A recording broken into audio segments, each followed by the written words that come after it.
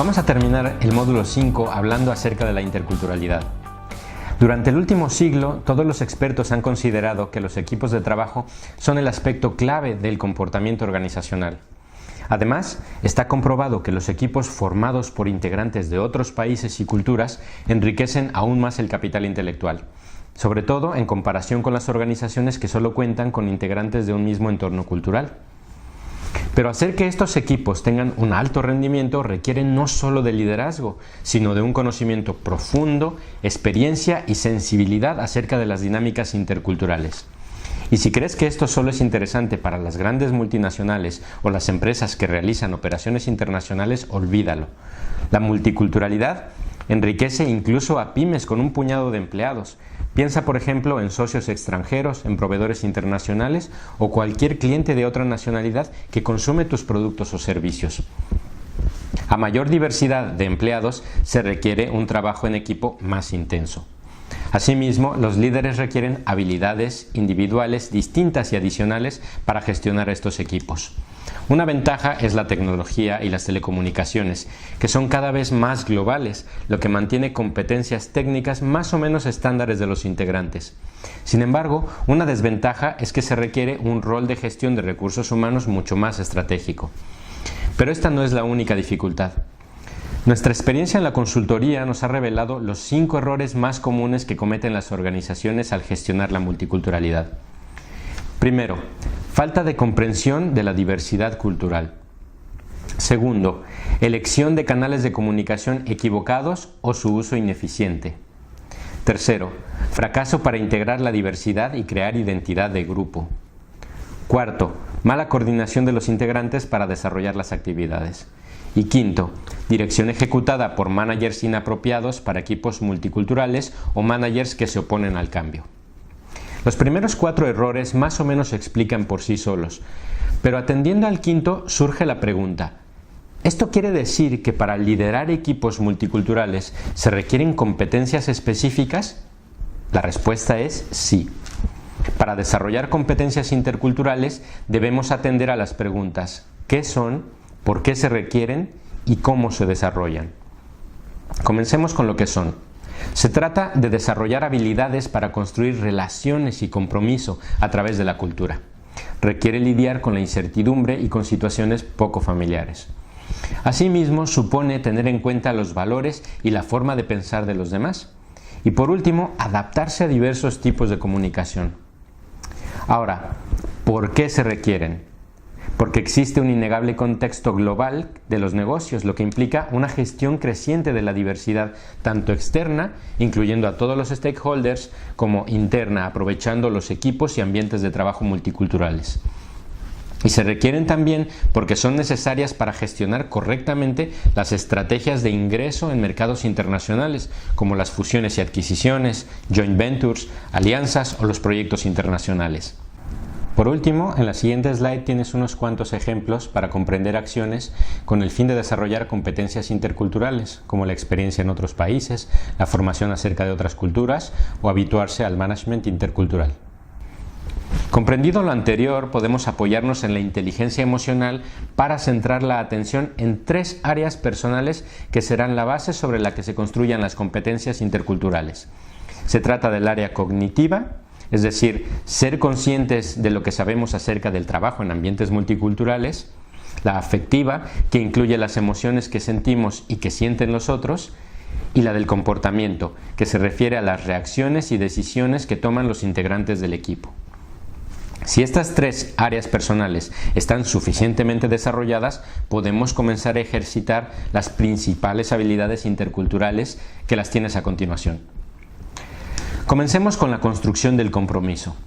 Esta habilidad supone estimular la cooperación e interacción entre las personas y al mismo tiempo contagiarlas para que estimulen a otros miembros. La idea es que se genere una dinámica de sensibilización que vaya incluyendo a más gente de dentro y fuera de la organización. Por último, ayuda a establecer y promover relaciones afectivas de trabajo dentro de ambientes con diversa cultura. Por su parte, la comunicación intercultural es la habilidad para adaptar la forma en la que se explica, describe y expresa con claridad un mensaje a las personas de otras culturas. Se requiere destreza para modular el nivel de franqueza en situaciones de comunicación compleja. En ese sentido, supone además revisar con antelación lo que entendemos acerca de lo que los demás intentan comunicarnos y mucha maestría en la monitorización de las respuestas ofrecidas, así como de un ajuste en el estilo de comunicación acorde a estas, es decir, velocidad, pausas, volumen, tono, lo que se da a entender de forma sutil y lo que se dice directamente.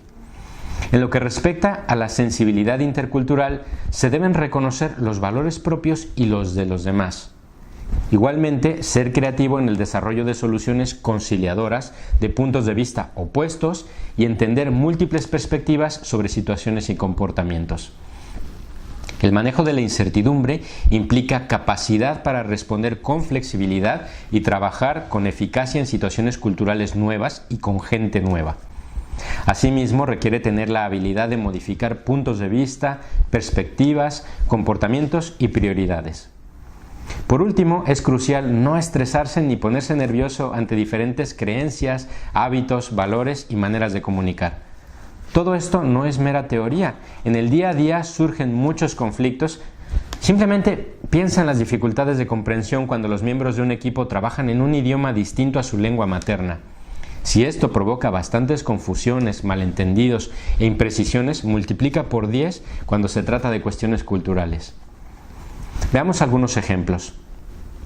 Esta imagen muestra que todo depende desde la perspectiva desde la cual se mire, sea como un náufrago buscando tierra o bien atrapado en una isla esperando ayuda. O esta otra imagen. No inclines la cabeza, el mapa no está al revés, es perfectamente correcto, solo que es el mapa del mundo desde la perspectiva de un australiano. Imagínate los malentendidos si estás hablando con tu nuevo proveedor de ese país. Os recuerdo una anécdota que me contó el director de Coca-Cola cuando le hicimos una auditoría. Estaban intentando entrar en el mercado chino e intentaban averiguar la transcripción fonética correcta de Coca-Cola para que se mantuviera el estándar global como marca sonora. Al final se decidieron por la pronunciación Coca-Cola, que era la pronunciación exacta semejante a la de la marca. Y tras gastar 65 millones de dólares en etiquetas, cartelería y publicidad para la campaña de marketing, fue cuando descubrieron que la frase traducida al chino quería decir yegua rellena de cera o muerde el renacuajo de cera dependiendo del dialecto. Después de una investigación más a fondo de 40.000 caracteres, se llegó a la pronunciación Coca-Cola, que se traduce como felicidad en la boca, lo cual era mucho más apropiado. Otro ejemplo son las señas. Se realizan a veces con naturalidad e inocencia, pero pueden dar lugar a situaciones embarazosas. Esta señal de OK, por ejemplo, en Estados Unidos y otros países, tiene distintos significados dependiendo del país. Por ejemplo, en Francia significa cero, en Japón es símbolo de dinero y en Brasil tiene una connotación vulgar. Un último ejemplo surgió de la presentación en una feria empresarial en Tailandia de un nuevo producto de otro cliente del que debo omitir el nombre. Habían elegido de entre sus managers comerciales al que hablaba mejor inglés y tenía mejores ratios de conversión, aunque ninguna experiencia internacional.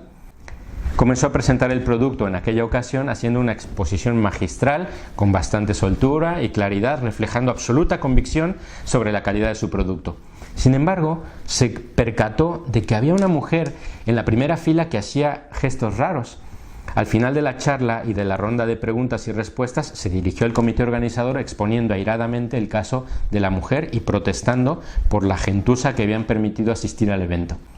A continuación, tras la disculpa de la organización, se retiró de la sede de la feria indignado y sin cerrar ninguna venta. Unos minutos después, se descubrió que la mujer no había querido ofenderle de ninguna manera. Ella simplemente se había concentrado tanto en las expresiones faciales del ponente que inconscientemente comenzó a imitarle. Es discutible que puede tratarse de un caso aislado, pero también se puede afirmar que se trata de una mala comunicación entre culturas. Quisiera cerrar el paréntesis de ejemplos diciendo que los casos antes citados son anécdotas que incluso resultan graciosas. Sin embargo, en el día a día pueden generar malas experiencias de negocio, como graves conflictos entre equipos, rotura de alianzas de negocio o pérdida de clientes, lo cual evidentemente ya no resulta tan gracioso. De ahí la importancia de las competencias interculturales. Ahora bien, dejemos las anécdotas y continuemos brevemente con el liderazgo. Esto es la habilidad para influir, motivar y permitir que otros contribuyan a la efectividad de la organización. Sin embargo, este tipo de liderazgo está normalmente asociado o restringido a una posición de manager. Podrás encontrar centenares de cursos presenciales y online sobre este tipo de liderazgo, pero a nosotros no nos interesa. Lo que de verdad nos importa es el liderazgo objetivo, que es un tipo de liderazgo que cualquiera puede y debe tomar en la organización. Se puede ser líder de varias maneras y en diversos momentos. Desde el punto de vista de la productividad es tan importante que de hecho se trata del quinto pilar de la productividad estratégica. Las compañías productivas incentivan a sus empleados para que sean líderes cuando sea necesario. Esta necesidad puede generarse por muchos motivos o desde diferentes perspectivas. En la diapositiva puedes ver las que considero más comunes. Desde este punto de vista, entendemos el liderazgo como una habilidad que reside dentro de la persona y que también se infunde en las relaciones con los colaboradores. Tenemos aquí, por ejemplo, el líder por competencia, es decir, aquel que está más cualificado por tener más desarrolladas determinadas competencias, que lo hacen idóneo para liderar ciertas acciones. También tenemos al líder implícito, que tiene asignadas tareas concretas por su posición en la empresa y que normalmente coincide con el manager, aunque en determinadas organizaciones que desarrollan más autogestión puede no ser necesariamente la misma figura. De igual forma tenemos al líder por comportamiento, que es el que toma la batuta en circunstancias donde ve con claridad la solución del problema o cuando ve una solución mucho más idónea para ejecutar los proyectos. O al líder de transformación, que se refiere a aquel que es capaz de descifrar oportunidades de cambio y formas de mejorar o transformar procesos para hacerlos más efectivos. Por último, el líder por contingencia, que suele ser un líder que debe aparecer cuando emergen situaciones inesperadas, por ejemplo, la ausencia de líder en funciones, una situación caótica pasajera o cuando es mediador ante un proceso de gestión de conflictos. Como podrás darte cuenta, estoy hablando de un modelo de liderazgo participativo, lo cual ofrece la ventaja, por un lado, de compartir el conocimiento del capital intelectual y por el otro, formar más líderes en tus equipos. Para entender esta perspectiva debes tener en cuenta dos cosas: que los líderes no tienen que ser iguales y que el líder no es igual a jefe. Hay diversos tipos de líderes, así como una gran variedad de estilos de liderazgo, pero lo importante es comprender que el liderazgo debe ser verdaderamente objetivo, lo cual supone un equilibrio de fuerzas para resolver con éxito los proyectos encomendados. El liderazgo del que hablamos no tiene nada que ver con el paradigma pasado de moda que habla acerca de que el líder es el que va al frente del grupo. Los líderes son individuos que conocen las fortalezas y debilidades propias y las de su equipo, de forma que las usan para expandir la capacidad de la organización para la que trabajan. Los managers son los primeros responsables de generar un ambiente para que el liderazgo sea fértil. Ese tipo de liderazgo fomenta que las convicciones propias se comuniquen y se pongan sobre la mesa junto con lo mejor de los integrantes de los equipos. Si este tipo de liderazgo no se impulsa, la productividad se merma seriamente. A veces simplemente se desperdicia la oportunidad de que el equipo pueda aportar más valor, lo cual ya es adverso para la productividad, pero en casos extremos puede llevar incluso a la paradoja de Abilene. Jerry Harvey, en su libro La paradoja de Abilene y otras meditaciones sobre el management, menciona una anécdota acerca de un hombre que durante una partida de dominó en su casa propone a su esposa, hija y yerno ir de excursión a Abilene. La hija responde sin más que sí, aun cuando pensaba que sería un viaje largo. El esposo de esta dice que le parece una idea buena, a pesar de que creía que estaba haciendo demasiado calor para montarse en el auto. Y la suegra asiente también, aunque prefería seguir cómodamente sentada en su mecedora. Los cuatro emprenden el viaje. Llegan a una cafetería de Abilene, donde se ofrece una comida malísima, toman algo y vuelven a casa después de varias horas. Al estar de vuelta, descubren que ni la hija, ni el yerno, ni la suegra querían ir, mientras que el suegro confiesa que había hecho la propuesta porque pensaba que estaban aburridos de jugar al dominó como cada domingo. Esto es la paradoja de Abilene, y por más sorprendente que te parezca, es frecuente que brote en las organizaciones. El problema es que la mayoría de las veces no se identifica, pero no significa que no esté allí. Eso, en términos de productividad, es el equivalente al siguiente esquema, donde, como puedes ver, Los integrantes desean ir en la dirección en la que cada uno cree que es la más apropiada, pero por una mala gestión del liderazgo, principalmente por la ausencia de un ambiente que promueva de forma adecuada la comunicación, no se dice lo que se piensa o lo que se opina sobre una dirección que puede ser la ideal, lo que lleva a que colectivamente se acepte emprender un viaje hacia una mala decisión. Por tanto, una alta probabilidad de tirar a la basura dinero, esfuerzo y recursos. De ahí que sea importante conocer las opiniones y fortalezas, así como las ventajas de cada uno de los integrantes y su rol de liderazgo en el equipo. De lo contrario, se puede caer en la paradoja de Abilén, que como bien intuyes, es la ausencia de liderazgo. Y una última puntualización. El suegro, que finalmente fue el que propuso la excursión, tampoco es un líder, simplemente tuvo la iniciativa para hacer el viaje. Por ello se dice que, a menos de que estés seguro de que el que te propone algo es un líder, no deberías aceptar ciegamente su iniciativa. En ocasiones es bueno cuestionarlos. Con esa reflexión hemos terminado el módulo 5 y entramos en la recta final del curso de Productividad Estratégica. Espero sinceramente que te esté aportando mucho este curso y que lo puedas aplicar en tu entorno profesional. Después de este video training te espera un test modular al igual que en el resto de los módulos. No dejes pasar la oportunidad de afianzar lo que acabamos de ver, además lo tienes muy fresco. Estoy a tu disposición para cualquier pregunta o comentario en mi correo electrónico y te recuerdo que tienes el foro de comentarios donde también es posible que encuentres alguna información de tu interés. Te veo dentro de un momento en el último módulo del curso.